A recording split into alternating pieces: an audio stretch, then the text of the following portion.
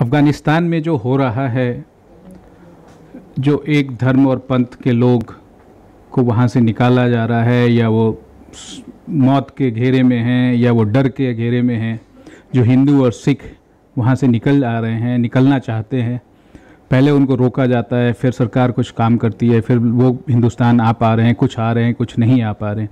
ये दुनिया के लिए, रिलीजियस माइनॉरिटी के लिए कितना बड़ा कलंक है। प्रणव, मैं सबसे पहले तो केवल तालिबानों को दोष नहीं देना चाहूंगा हिंदू और सिखों पर हो रहे अत्याचारों के लिए। तालिबान नाम की पार्टी तो अब सत्ता में आई है। हिंदू और सिखों पर तो वहां पर अत्याचार पिछले 85 साल से चल रहे थे। केवल 100 हिंदू परिवार और 300 सिख परिवार रह गए थे। तालिबान किसी केवल पार्टी का नाम नहीं, एक सोच का नाम है। वो सोच वहां के समाज में पहले से थी, जिसके कारण से बामियान की मूर्ति, जो बौद्ध की मूर्ति थी, बेजान मूर्ति थी, उसको भी उन्होंने बारूद लगाकर उड़ा दिया। वो इंसानों को क्या छोड़ेंगे। इसलिए हिंदू और सिख की एथनिक क्लिंसिंग, नरसंहार, ये लगातार चल रहा था। हां, तालिबान के बाद यह प्रक्रिया तेज होने वाली थी, और यह आभास वहां के हिंदू सिखों को पहले से हो गया था। इनके आने के बाद उनका आना स्वाभाविक है, यहां नहीं तो कहां जाएंगे। ये उनका घर है दूसरा, और इसीलिए जैसे ही वो भारत की धरती पर आए, उन्होंने यहां की धरती को चूमा और ये कहा, ये हमारा दूसरा घर है। हम उनका स्वागत करते हैं, और इसीलिए विश्व हिंदू परिषद का प्रतिनिधिमंडल बहुत जल्द उनसे मिलने वाला है। उनको किस तरह की कठिनाइयां हो सकती हैं, वो सब हमको ध्यान में है, उनसे भी चर्चा करेंगे। कम से कम सर पर छत और खाने को रोटी ये उनको मिल सके, ये सुनिश्चित करना हमारा काम है। लेकिन इससे कुछ प्रश्न खड़े होते हैं। सिख भाई भी आए हैं, बहनें भी आई हैं, लेकिन दुर्भाग्य से भारत के अकाली दल का एक नेतृत्व ऐसा था। पंजाब के मुख्यमंत्री अमरिंदर सिंह ने स्वयं CAA का विरोध किया था। मुस्लिम समाज के साथ मिलकर देश भर में धरने आयोजित किए थे इन लोगों ने। अब उन्हें बताना चाहिए कि जो सिख अफगानिस्तान से आ रहे हैं, उनको भारत की नागरिकता मिलनी चाहिए या नहीं मिलनी चाहिए, और इनको दें तो क्या इनको प्रताड़ित करने वालों को भी देनी चाहिए। जिन्होंने उनको वहां मारा था, वो यहां भी आकर मारे। CAA प्रताड़ना प्राप्त करने वाले वहां के माइनॉरिटीज के लिए थी, जिसमें सिख भी शामिल हैं।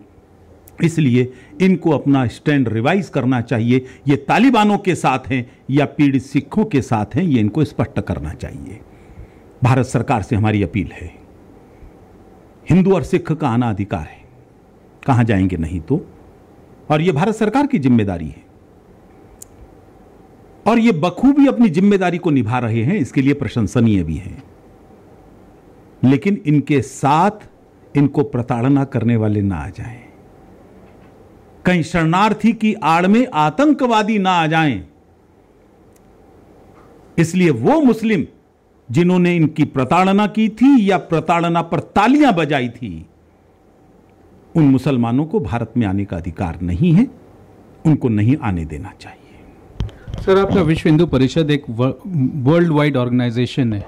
क्या आप में इतनी ताकत नहीं है कि यूनाइटेड नेशन में आप अपनी बात रख सकें? जो पहले पाकिस्तान में हुआ, आप जानते हैं पाकिस्तान में 47 से लेके अब तक हिंदू और सिख का पॉपुलेशन का कितना कम हुआ। अब सिंगल डिजिट में कुछ उंगली के नंबर्स पे आ गए।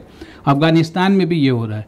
पूरे यूरोप में जब ये जेनोसाइड होते हैं तो पूरी दुनिया में इसके साथ लोग एक साथ जुड़ते हैं, क्योंकि ये ह्यूमैनिटी के अगेंस्ट काम हो रहा है।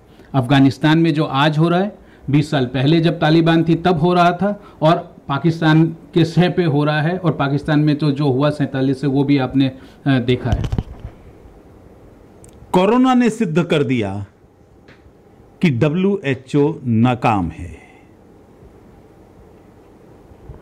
पाकिस्तान, अफगानिस्तान, बांग्लादेश या अन्य ऐसी जगह पर जब माइनॉरिटीज के साथ अत्याचार होता है, और तालिबान जैसे लोग जिस तरह से महिलाओं के साथ व्यवहार करते हैं, इससे यह भी सिद्ध हो गया है कि UNO भी किसी काम का नहीं है।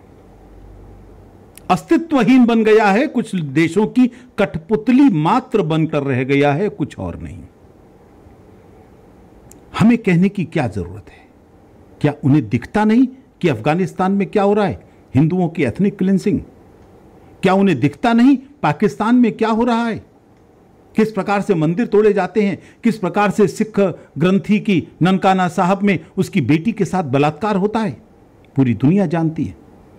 और पूरी दुनिया के मानवाधिकार संगठन कुछ हमारे कहने से भी यूएनओ में गए हैं, बार बार उनको रिप्रेजेंटेशन दिया है, लेकिन ऐसा साफ लगता है कि यूएनओ वैसा ही नकारा बन चुका है जो प्रथम युद्ध से पहले लीग ऑफ नेशंस था। वो भी विश्व युद्ध को नहीं रोक पाया, और ये किसी विश्व युद्ध से कम नहीं है, चाहे वो कोरोना का मामला था, चाहे ये मामला है। इसलिए मैं समझता हूं हमें यूएनओ से उम्मीद नहीं है। क्या उन्होंने एक बार भी फटकार लगाई है पाकिस्तान को? क्या उन्होंने एक बार भी तालिबान को कहा है ये सब नहीं चल सकेगा, पूरा विश्व हमारे साथ है, विश्व की फौजें लाकर खड़ी कर देंगे, महिलाओं पर अत्याचार नहीं होने देंगे, माइनॉरिटीज पर अत्याचार नहीं? ये ताकत है, लेकिन वो उस ताकत का इस्तेमाल नहीं करते। इसलिए अब जिम्मेदारी बनती है हमारी, जिम्मेदारी बनती है भारत सरकार की कि जो हिंदू और सिख या जैन या बौद्ध या इस प्रकार के अन्य अल्पसंख्यक हैं, ईसाई भी उन्होंने साथ में लिए हैं, जिन पर अत्याचार होते हैं उनको भारत में लाएं, उनको शरण दें, नागरिकता दें और उनको इज्जत की जिंदगी जीने का अवसर दें।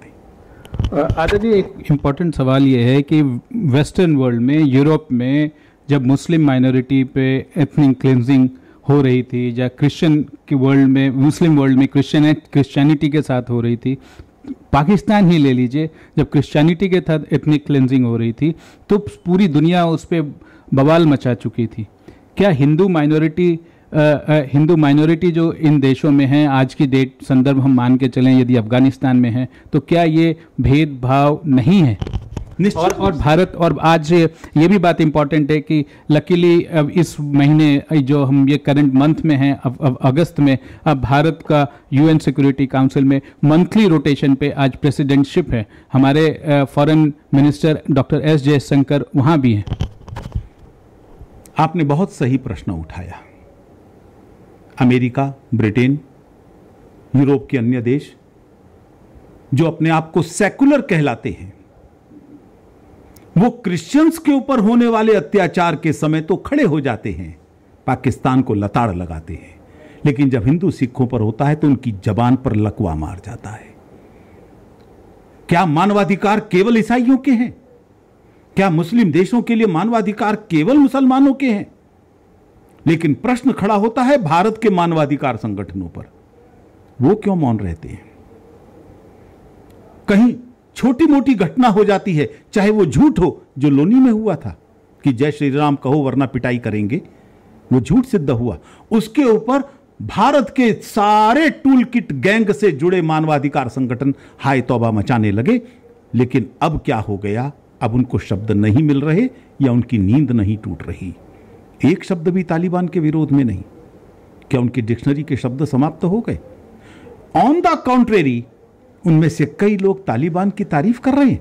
अब ये पहले वाला नहीं है, दिखाई नहीं दे रहा उन लोगों को कि वहां किस तरह से वहां से भाग रहे लोगों पर गोलियां चलाई जा रही हैं, महिलाओं को नौकरी से, पत्रकारों को निकाला जा रहा है, उनको स्टूडियो में एंटर नहीं करने दिया जा रहा। इनमें से कोई भी आवाज नहीं उठाता हिंदुओं के लिए। इसलिए निश्चित तौर पर अब यह जिम्मेदारी हमारी ही बनती है। आज दुर्भाग्य से इन्हीं सब के कारण से CAA के रूल नहीं बन पाए। अगर CAA के रूल बन जाते तो मेरे सिख भाई बहन या हिंदू भाई बहन जो आ रहे हैं, इनको तुरंत नागरिकता मिल जाती। CAA का रूल इसीलिए नहीं बन पाया, जैसे ही CAA की घोषणा हुई, सोनिया गांधी ने कहा था सड़कों पर उतरना पड़ेगा, तुरंत शाहीन बाग हो गया, शिव विहार में हिंदुओं का नरसंहार हो गया, सीलमपुर में हो गया, भारत में 85 जगह हो गया। इन सब मौतों की जिम्मेदार अगर कोई है, इन दंगों की जिम्मेदार तो सोनिया गांधी और उनके नेतृत्व में काम करने वाला टूल किट गैंग। अगर इन हिंदू और सिख शरणार्थियों को भारत में सही स्थान नहीं मिल पाया, उस कानून के अभाव में, तो उसका जिम्मेदार ये टूल किट गैंग होगा, लेकिन हम उनके ऊपर छोड़कर अपनी जिम्मेदारी से मुंह नहीं मोड़ सकते। हम जाएंगे उनके पास, हमारा डेलीगेशन कल मिलने वाला है और मिलकर उनके सुख दुख में शामिल होगा। सर पर छत और खाने को रोटी ये जरूर मिले, ये विश्व हिंदू परिषद सुनिश्चित करेगा। दो बातें, एक तो ये कि क्या तालिबान का कलर चेंज हो जाता है ब्लैक से वाइट तो उनको ये माना जाने लगा कि वो अब उदारवादी हो गए, लेकिन ये जानना ज़रूरी है कि तालिबान के पीछे लश्कर तौबा जैसे ऑर्गेनाइजेशन है जिन्होंने उसको बढ़ावा दिया। पाकिस्तान के शह पे तालिबान काम कर रहे हैं। पाकिस्तान के जो ISI के चीफ हैं वो अफगानिस्तान में देखे गए। क्या वजह है, क्या हो सकता है? पूरी दुनिया को आप कैसे एकजुट कर पाएंगे यदि विश्व हिंदू परिषद दुनिया की हिंदूवादी सनातन धर्म की इतनी बड़ी संस्था है? तालिबान एक पार्टी का नाम नहीं है, तालिबान एक सोच का नाम है। वो सोच है अपने धर्म के अलावा बाकी धर्मावलंबियों को जीने का अधिकार नहीं है। वो सोच है कि बाकी धर्मावलंबियों की बहनों को, उनकी लड़कियों को उनका भोग की वस्तु बनना चाहिए, उनको वो जबरन उठाकर सेक्स स्लेव बना लेते हैं। तालिबान उस सोच का नाम है जो इन सब लोगों के अत्याचारों पर या तो मौन रहते हैं या उनके साथ खड़े हो जाते हैं। क्या मुनव्वर राणा किसी तालिबानी से कम है? क्या सोनिया गांधी की सोच किसी तालिबानी से कम है? क्या वो सब लोग जो आज इन तालिबानों की तारीफ कर रहे हैं वो किसी तालिबानी से कम है? भारत के अंदर जब जमात इस्लामी ये कहती है कि हम मुस्लिम युवकों को, लाखों युवकों को ट्रेनिंग देकर उनको सैनिक के रूप में खड़ा करेंगे, इस्लामिक जिहाद के सैनिक बनाएंगे, देवबंद में जाकर ट्रेनिंग दे रहे हैं, क्या वो तालिबान नहीं है? क्या हुर्रियत कॉन्फ्रेंस तालिबान नहीं है? क्या मुफ्ती मोहम्मद तालिबान नहीं है जो धमकी दे रही है कि भारत में भी तालिबान जैसी स्थिति हो जाएगी? आप महबूबा मुफ्ती की बात कर? जी, महबूबा मुफ्ती वो इसी तरह की बात कर रही है। इनकी सोच किसी तालिबान से कम नहीं है। इसलिए मैं समझता हूं तालिबान एक मानसिकता का नाम है और उस मानसिकता को कुचलना पड़ेगा। पूरा विश्व तभी सह अस्तित्व कर सकेगा जिसको हम पीसफुल कोएग्जिस्टेंस कहते हैं। अब वो जमाने लद गए भाई। गजनी एक घोड़े पर आता था, 500 लोगों को लेकर लूटता चला जाता था, मंदिरों को तोड़ता चला जाता था। अब यह संभव नहीं है। पिछले 100 साल से इस्लाम ने कोई प्रत्यक्ष युद्ध नहीं जीता है, इसलिए आतंकवाद करते हैं। ये तालिबान को समझ लेना चाहिए। इसलिए अब इस जिहाद का रास्ता छोड़कर इत्तेहाद का रास्ता लेना चाहिए। वही इनके विकास का रास्ता है। जिहाद का रास्ता बर्बादी का रास्ता है। दिल्ली के पास पाकिस्तान से आए हिंदू शरणार्थी रह रहे हैं, उनकी हालत आपने भी देखी है, हमने तो वहाँ पे रिकॉर्डिंग भी किया है, कवरेज भी किया है।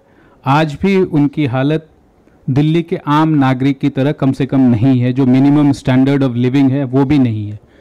क्या ये जो अभी जो शरणार्थी अफगानिस्तान से आएंगे, जो हिंदू, सिख या ईसाई आ रहे हैं, जिनका वहाँ बहुत अच्छा रहना खाना पूरी ज़िंदगी कटी, अब वो हिंदुस्तान में आएंगे, क्या उनकी भी हालत ऐसी होगी या आप सुनिश्चित करेंगे कि उनकी हालत में सुधार हो? और जो पाकिस्तान से आए हुए हिंदू शरणार्थी हैं पूरे हिंदुस्तान में, दिल्ली में तो हमने देखा ही है। पाकिस्तान या अफगानिस्तान से भी बड़ी संख्या पहले से आ रही है, फरीदाबाद के पास रहते हैं। इन सबको सबसे पहले किसने सहायता दी, कौन इनके सुख दुख में खड़ा हुआ? तो ध्यान में आता है केवल विश्व हिंदू परिषद। उनकी कोई दुर्दशा है तो इस कारण से है कि उनको नागरिकता नहीं मिल पाई। नागरिकता मिलने के अभाव में उनको नौकरियां नहीं मिल पाई, उनके बच्चों को एडमिशन नहीं मिल पाए, उनको रोटी का अभाव नहीं होने दे रहे हम। लेकिन वही तो सब कुछ नहीं है जीने के लिए। इसलिए उनकी दुर्दशा के लिए कोई जिम्मेदार है तो वो लोग हैं जो CAA का विरोध कर रहे हैं। जो अफगानिस्तान से आए या पहले पाकिस्तान से आए, मैं इनको धर्मवीर कहता हूं। अगर ये वहां पर धर्मांतरण कर लेते तो इनकी ये दुर्दशा नहीं होती।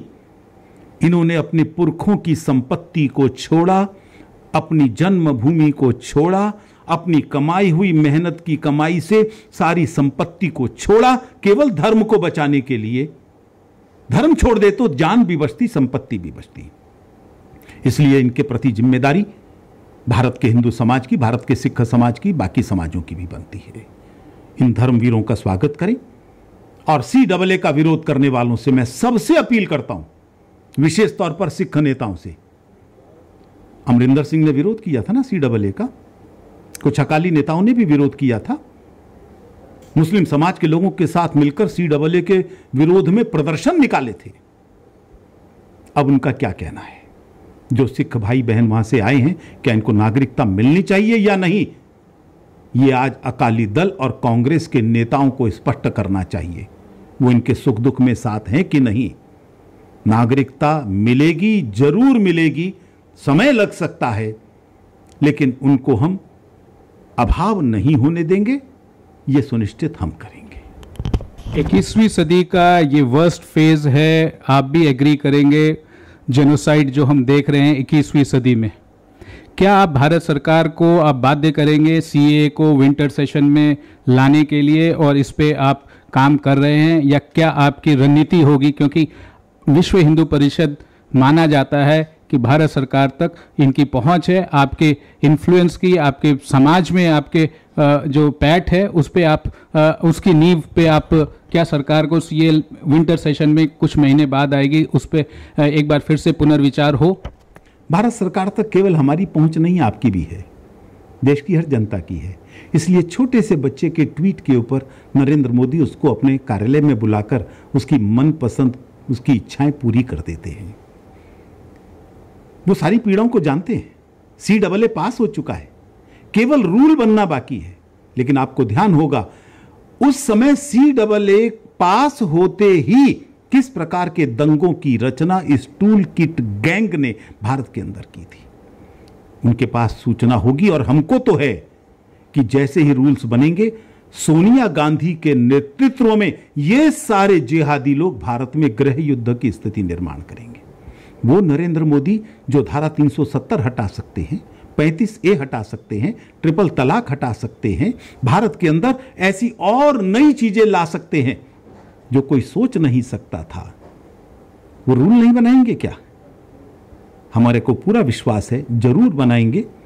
शायद उस परिस्थिति से निपटने की तैयारी भी कर रहे होंगे जिस टूल किट गैंग ने अभी किसानों के नाम पर पूरे देश के अंदर अफरा तफरी मचाई है, जिस टूल किट गैंग ने शाहीन बाग खड़ा किया था, जिस टूल किट गैंग ने देश भर में दंगे करवाए थे और भारत के टुकड़े करने की योजना बनाई थी, उनको भी संभालना पड़ रहा है उनको। वो जानते हैं हमारी आपकी आवाज सब पहुंच रही है। वही तो लेकर आए हैं सिखों को और हिंदुओं को अफगानिस्तान से निकालकर। उन्होंने ही तो तालिबान पर दबाव बनाया, इनको सेफ पैसेज मिले। वो तो गोलियां चला रहे हैं ना बाकियों पर, इनको क्यों आने दिया? उसके लिए क्रेडिट नरेंद्र मोदी को ही जाता है, वही नागरिकता देंगे, कोई और नहीं। एक आखिरी सवाल, बंगाल में जो इलेक्शन के दौरान, इलेक्शन के रिजल्ट आने के बाद, और जब वहाँ सरकार नहीं बन गई विधानसभा में, आज कुछ दिन पहले हाई कोर्ट ने एक फरमान जारी किया है, एक एडवाइजरी जारी की है, एक ऑर्डर पास किया है। उसके बारे में आपका क्या कहना है? क्या विस्तार से आपको समझ आ रहा है बंगाल में क्या हो रहा है? वो एडवाइजरी नहीं है, खुला आदेश है। इतना स्पष्ट आदेश बहुत कम देती हैं अदालतें। दूसरा, उस निर्णय की विशेषता, अदालत में कोई पॉलिटिकल पार्टी नहीं गई, अदालत में कोई संगठन नहीं गया, अदालत में गई वहां की जनता। बलात्कार पीड़ित बहनें पहुंची, वो बच्चे गए जो इन तृणमूल के गुंडों के द्वारा अनाथ कर दिए थे। उनकी पीड़ा को कोर्ट ने समझा और अपने निरीक्षण में CBI को जांच करने का आदेश दिया। हमें विश्वास है हाई कोर्ट पर। दूध का दूध और पानी का पानी होकर रहेगा। ममता बनर्जी के अपराध आज छिपे हुए नहीं हैं। प्रखर पत्रकारों के कारण से आज पूरी दुनिया में उनके द्वारा किए गए अत्याचारों की पूरी कलई खुल चुकी है। वो छिपाने की कोशिश कर रही हैं, लेकिन छिप नहीं सकते। पूरी दुनिया ने वो सामने लेकर आए हैं। उसके लिए वहां के गवर्नर भी बराबर के बधाई के पात्र हैं। गली गली में घूमे हैं वो भी। भारत के इतिहास में कभी नहीं हुआ। लेकिन सर गवर्नर को तो जाने नहीं दिया गया। दो जहां जहां गए वहां वहां रेजिस्टेंस हुई, वहां वहां पत्थरबाजी हुई, वहां कई बार गवर्नर को वापस आना पड़ा। पत्थरबाजी के बावजूद गए। हेलीकॉप्टर नहीं दिया गया तो कार में गए, कार रुक गई तो स्कूटर पर बैठ के गए, स्कूटर नहीं जा सका तो पैदल गए। वहां से बाहर रहने वाले जो शरणार्थी चले गए थे उनसे मिलने के लिए उड़ीसा और बंगाल में पहुंच गए। ऐसा भारत के इतिहास में नहीं हुआ। लेकिन यह भी नहीं हुआ कभी कि गवर्नर को इस तरह से रोका जाए। वहां की पुलिस ने रोका, वहां के गुंडों ने रोका, लेकिन सारी दुनिया ने देखा, आप लोगों ने दिखाया, उनके पाप छिप नहीं सके। अब मुझे लगता है कि सीबीआई के माध्यम से उनके अपराधों की सजा भी जरूर मिलेगी और दोषी सीखचों के पीछे होंगे, जिसमें ममता बनर्जी भी शामिल होगी। क्या आप जो लोग कोर्ट गए, क्या आप उनकी सुरक्षा का जिम्मा लेते हैं या आप सोचते हैं कि कोर्ट ही इस पे ध्यान रख पाएगी? जो लोग मर गए उनका क्या होगा? जिनका परिवार उजड़ गया उनका क्या होगा? चाहे वो 6 साल की बच्ची हो, चाहे वो 60 साल का बूढ़ा हो। विश्व हिंदू परिषद के अपने सीमाएं हैं। उन सीमाओं को ध्यान में रखते हुए जो उजड़ गए हम उनको बसा रहे हैं, उनके मकान बनवा रहे हैं, उनकी दुकानों पर सामान रखवा रहे हैं, जो बच्चे अनाथ हो गए उनको अडॉप्ट करवा रहे हैं। सुरक्षा सुनिश्चित करना कोर्ट का ही काम है, हमारा काम नहीं हो सकता। और मैं समझता हूं कि केंद्र सरकार भी अपनी जिम्मेदारी से पीछे नहीं हट रही है। भारत के इतिहास में यह भी पहली बार हुआ कि वो हारे हुए उम्मीदवार हों या जीते हुए एमएलए हों अपोजिशन के, उनको केंद्रीय सुरक्षा बल सुरक्षा दे रहे हैं। क्योंकि वहां की पुलिस तो गुंडों के साथ मिल रही है ना, वो तो तृणमूल के गुंडों के इशारे पर काम करती है। तो इसलिए उनकी सुरक्षा सुनिश्चित करने का काम भी सीबीआई और कोर्ट का ही है और हमें पूरा विश्वास है वो सुनिश्चित करेंगे ही। क्योंकि अगर पुलिस साथ में मिलकर उन गुंडों के खड़ी हो जाए तो कोई सामाजिक संगठन सुरक्षा नहीं दे सकता भाई। जब बाढ़ ही खेत को खाने लगे तो निश्चित तौर के ऊपर फिर माली को ही विचार करना पड़ता है। कैमरा पर्सन राजेश त्रिपाठी, प्रणब प्रखर, reporting for vision television world.